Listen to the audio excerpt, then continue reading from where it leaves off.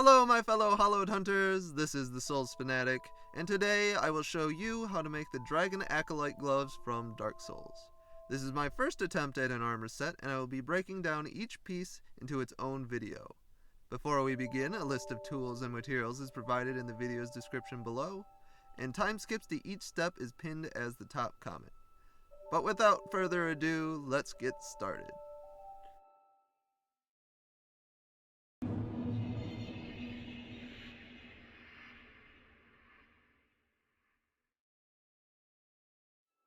For our first step, we'll be making the arm bracers.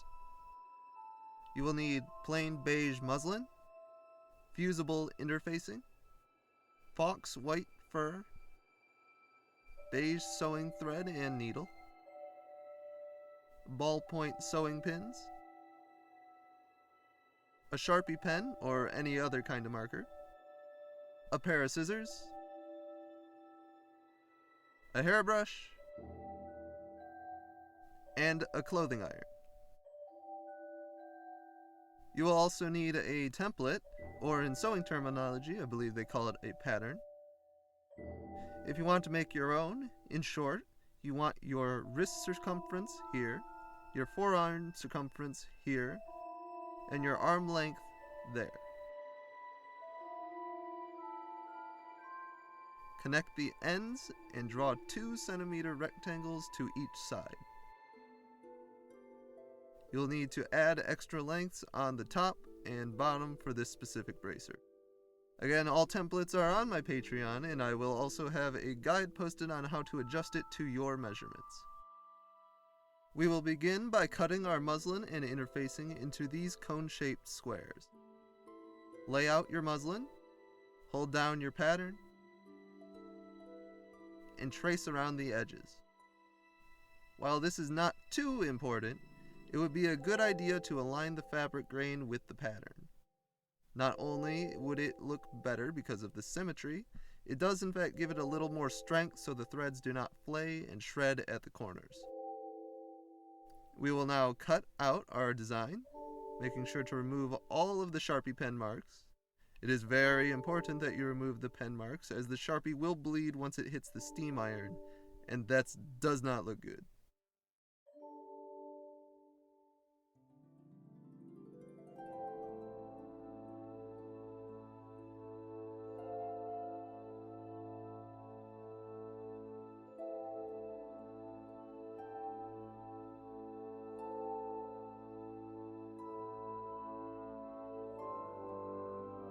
Be sure to save a large scrap of the muslin, as we will be using this later. We will now repeat the process with the interfacing. Fabric interfacing is used to bulk up flimsy fabric like muslin. It helps give a stronger and stiffer material to work with.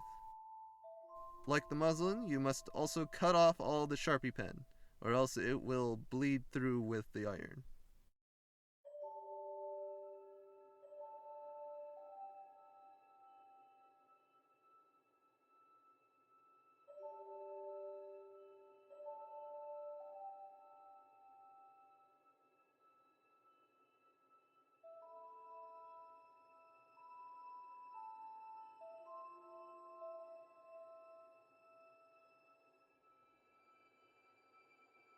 Moving on to the fur, we are only going to cut the inner part of the template, leaving off these 2 extra rectangles on both sides, so do not trace those. Also note that the fur has a direction where it flows and points. You want all the fur to point toward your wrist, so be sure to align the template in that correct direction.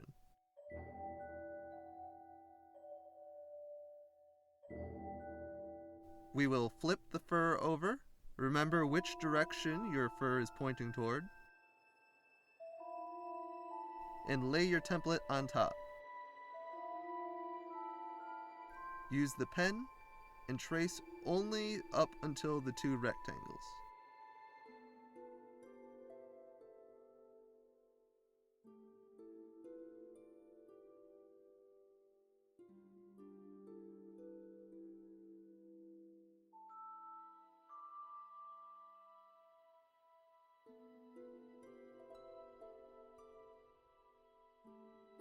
We will then connect both ends using a straight edge like this yardstick.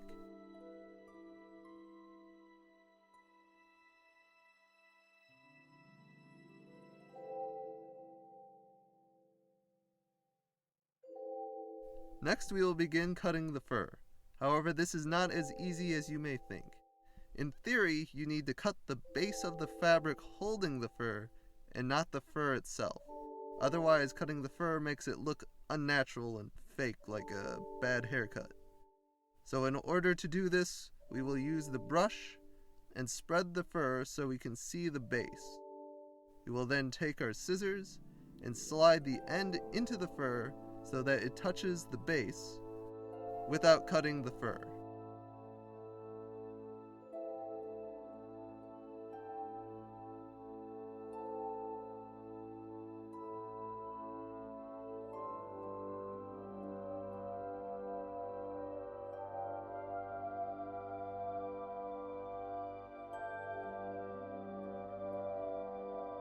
We will proceed to cut the entire shape like this. Use the brush to separate the fur. Slide the scissors under the fur. Cut the base.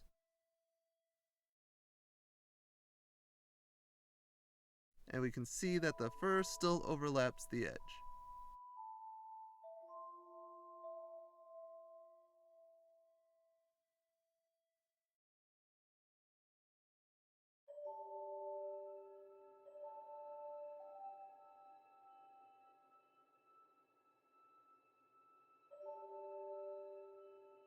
Now the front near the wrist is the most important part, since it is the most visible to the viewer and is the direction of the fur. Take your time and practice on a scrap cloth if you need to.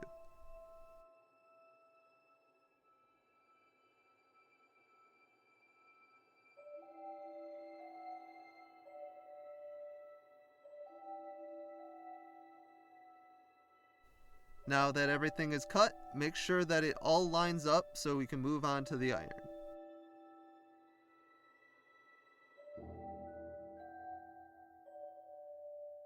We can now fuse the interfacing to the muslin using the iron. Fusible interfacing has two sides, one that's rough with dots of glue, and the other that is smooth with no glue. You want to lay your interfacing so that the dotted glue face is facing up. We will then lay the muslin perfectly on top so that no interfacing is showing. Those dots of glue are a pain to clean up if they get stuck to the iron. Now we will grab our scrap cut of muslin, soak it in water, and lay it over top. This is required that the iron does not burn your project. You will then have the iron set to the correct temperature setting depicted by your interfacing, and slowly press the iron against your project. You will want to give the cloth a few passes with the iron until the stiffener is securely attached to the cloth.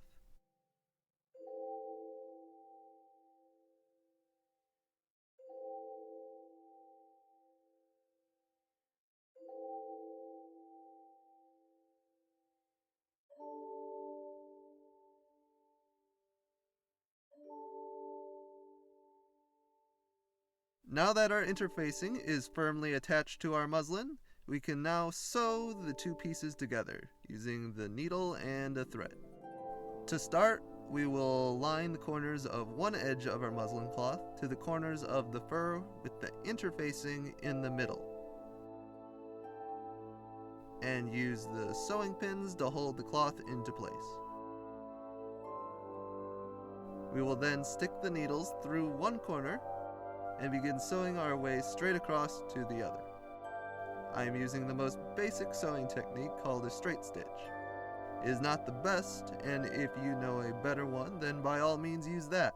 But this gets the job done fast and easy, so if you don't know how to sew, I recommend the straight stitch. All you need to do is weave the needle back and forth at about a ½ centimeter interval. Make sure your thread does not get tangled as you sew. And also be aware that the fur has a tendency to get stuck in your stitches. Make sure you pull it out of the loop before tightening your stitch. We will continue this process until we hit the other end.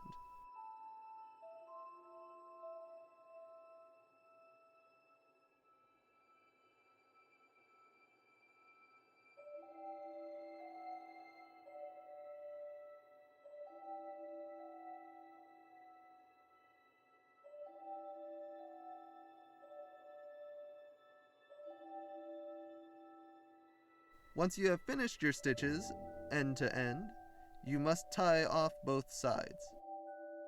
This is very important. Do not skip this or else your stitch will unravel and your project will fall apart.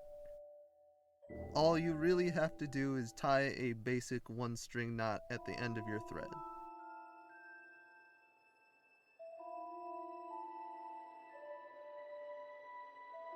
Now that you sewed one edge all the way and you tied off both ends, our fur and muslin are connected. Now we're going to do the same with the opposite edge, leaving this large flappy bit in the middle. Line up the edge of the muslin with the edge of the fur and push the floppy bit out of the way. You want to use the ballpoint sewing pins to hold this into place because the extra muslin likes to move around while you're sewing and can give you an uneven edge.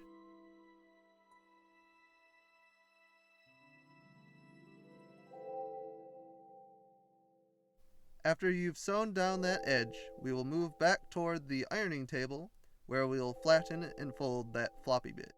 We will fold the muslin by two 2-centimeter rectangles as depicted on the pattern, so that the creased edge meets with the sewn edge.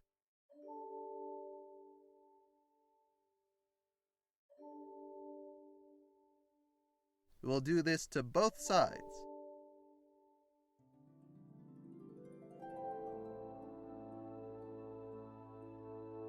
Then use the ballpoint pins to hold everything into place.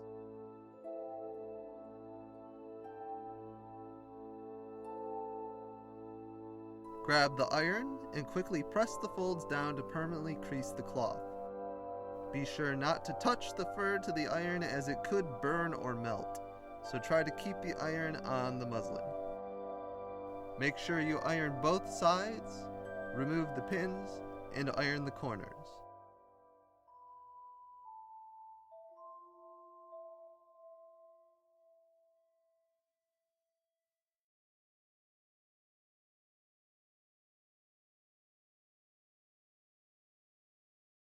Now we have 2-centimeter flaps on both sides, and everything should line up flat.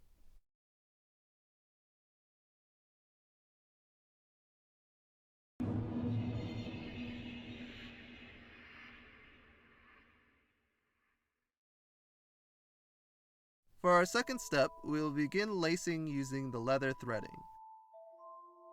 You will need 6mm grommets with the setting tool,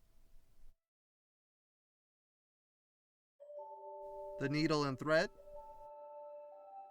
a Sharpie pen, a pair of scissors, a hammer, and 4 feet of leather thread. You will also need our project so far, and the pattern to see where to put the holes. We will start by setting these holes. You want to line up your pattern. Take your pen and mark the center of the 5 holes on the cloth edge at specific intervals on both sides parallel to one another. These will fit the grommets in which our leather thread will lace together. Now to cut a hole into the cloth, we will fold the cloth twice into a triangle, with the black dot at the tip.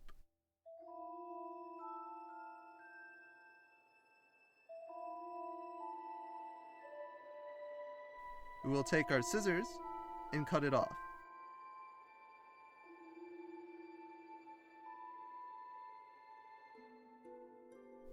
We will unfold, and if the hole doesn't go all the way through, you'll want to fold it on the opposite side and cut it again on the same spot.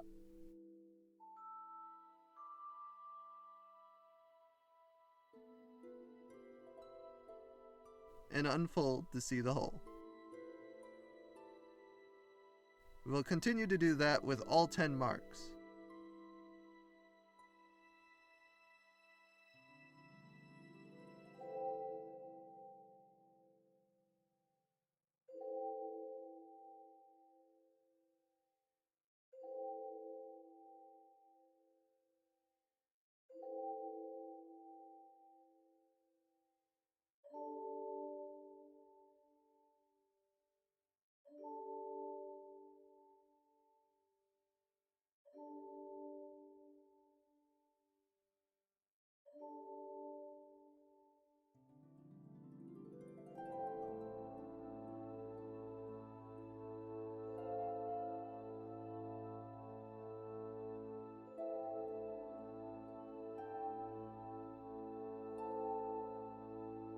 Now with all the holes, we can set the grommets. For the grommets, I have bought a box of 15. You will need 10 for one arm. The box includes instructions on how to put them in. I am sure not all grommets are the same, so you will need to know your specific grommet installation instructions, because I doubt they will be the same as mine. Lay your grommets correctly as described by your specific grommet instructions, with the smooth side on the outside and the rough side on the inside. You don't want these scratching your arms.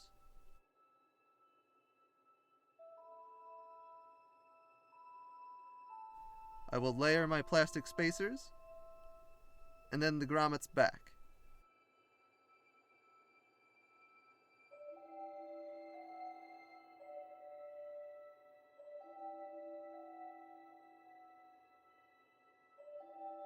Some grommets come with a setting tool. You will need this for putting in your grommets, so make sure you buy grommets that come with the setting tool. I will line up my grommet with the tool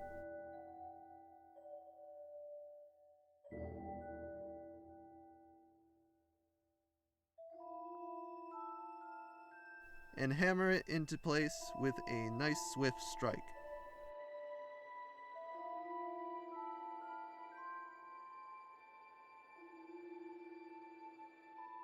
You want to make sure that the fancy smooth side is here and the scratchy metal side is here. You're going to repeat this for all 10 holes.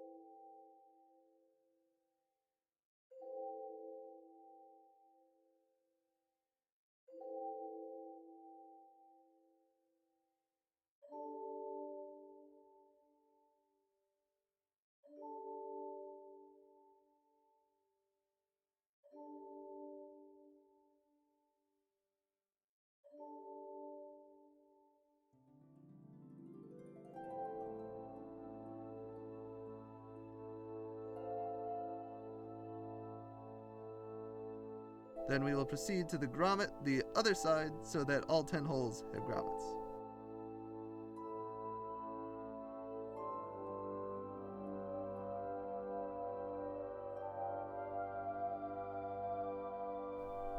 Once the grommets are in place, we will begin sewing down the rest of our bracer, both the bottom and the top. So we will grab our needle and thread and begin the long, painful, monotonous process of stitching the edge.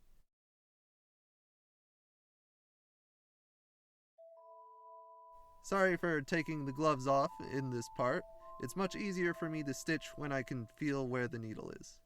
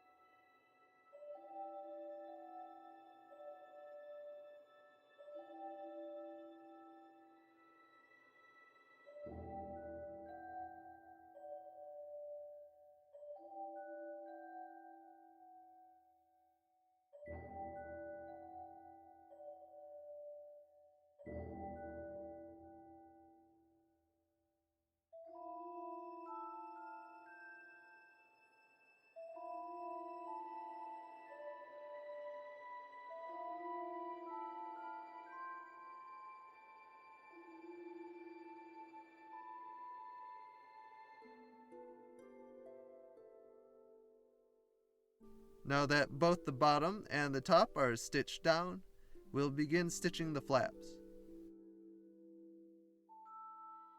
However, we are only stitching in between each grommet instead of the whole thing. You should leave a space where you can thread the leather.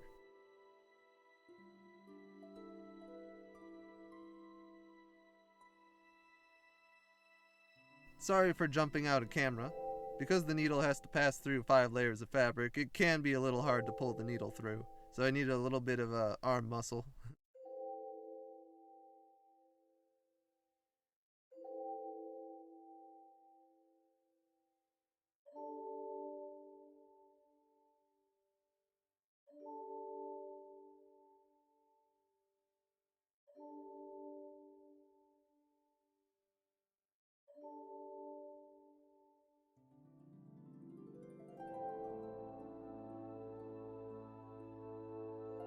Also, make sure to tie off both ends tightly.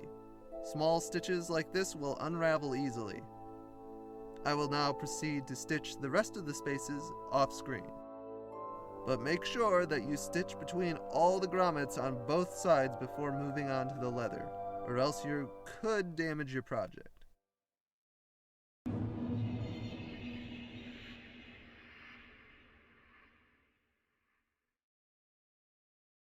For our final step, we will finish off our gloves with some details. You will need a hairbrush, your bracer, some warm water, a paint tray, and a paintbrush, rain gray, barn red, and burnt umber paint,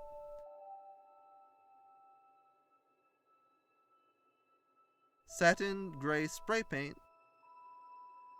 and finally some black gloves. The specific brand that I'm using is called Raven, which I picked up at an auto store. I found these gloves to be rather sturdy for disposable gloves, however, I'm only using them because I couldn't find anything better. So if you can find better, more permanent gloves, I would definitely recommend those. But I do have to say that these do kind of fit the theme of the Mad Doctor being disposable surgical gloves. So we will begin by putting on our gloves. You'll want to make sure that the gloves is tight, but not too tight where you will rip them putting them on or taking them off. We will take our paintbrush, some water, and dip it into the gray paint. We will then paint a thin layer of watery gray onto the glove. This will make the glove look old and worn out with dirt and stretch marks.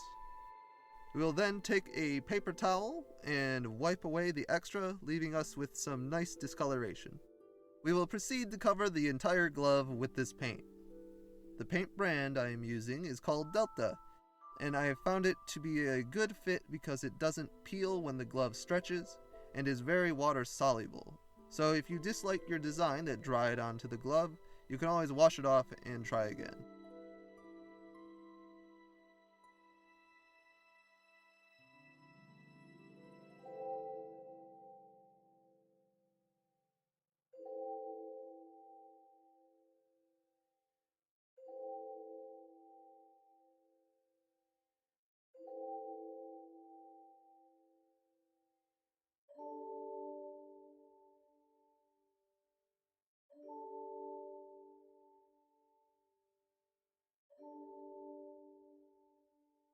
Now I will add a little bit of my personal touch in here by taking some of the red and a little tiny bit of the brown to mix it together to get a dried blood color. I will use this to paint the fingertips as if they were covered in blood. Now this is not on the actual gloves in-game, but something I wanted to add because the item description mentions that the gloves were used to stave off the gushing blood of their sacrificial victims. So I thought it would be a nice touch. However, I came to realize that the red on a black surface turns brown and looks more like mud than blood. So I would skip the part if you want, and I later decided to clean it off and instead put just a little blood splatter by flicking the brush at the gloves.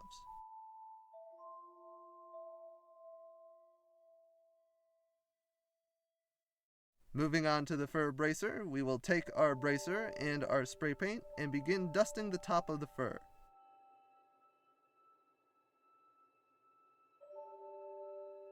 I will use this nice scrap board to avoid inadvertently painting the table. We will take the brush and smooth out the fur.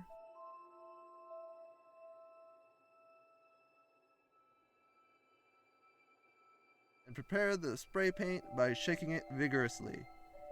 This is very important so that the paint does not come out clumpy and leave splotches on your project. Then we can give a very light spray of paint onto the project to darken the fur. Unlike the Delta paint, spray paint doesn't come off easy, so be very careful not to put too much on. Let that settle and dry. Alright, now we can finally put everything together and see how it looks. First, you're going to want to put on your glove. Next, you want to thread the leather into the grommets. Now you can tie this off any way you want, but I found it best to use a zigzagging cross-like pattern, how you would see a shoelace goes through a shoe.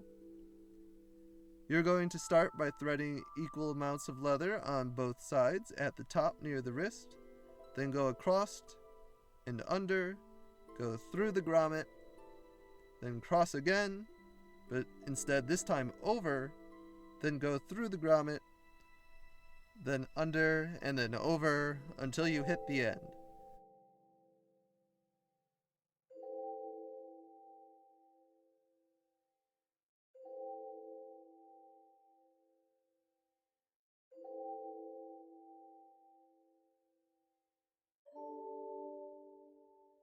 Stick your arm into the sleeve and tighten it.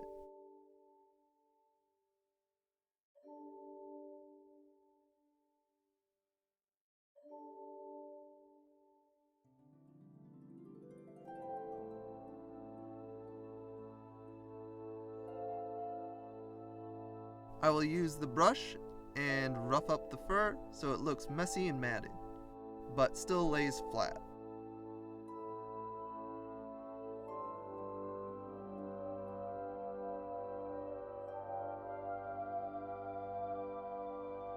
And like that, we have finished the first piece of our armor set. However, you may have two arms in which you will need to make a second one. But if you were smart, unlike me, you can make both at the same time so you don't have to worry about having to redo this entire project. Now, I know that this isn't the most impressive set in Dark Souls, but keep in mind this is my first armor build, and the Dragon Acolyte set seemed like an easy start to practice the basics.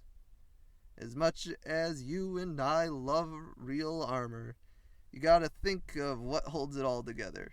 And this set will give me and you some practice in sewing and possibly a little leather work. I hope to have all 4 set pieces by the end of the year, and my goal is 1 armor set per year, but no promises.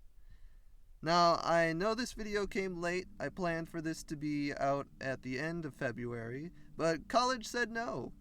In the event that I miss a month, I will make that month's video become next month's video, and all other planned videos will be pushed back accordingly.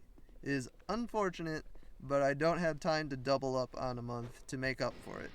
So I am deeply sorry for breaking my goals so early. Thanks for watching. Like, comment, and subscribe to see more projects in the future. And if you really like my content, then you can help support me on Patreon for some extra perks. But I hope to see you all again next month.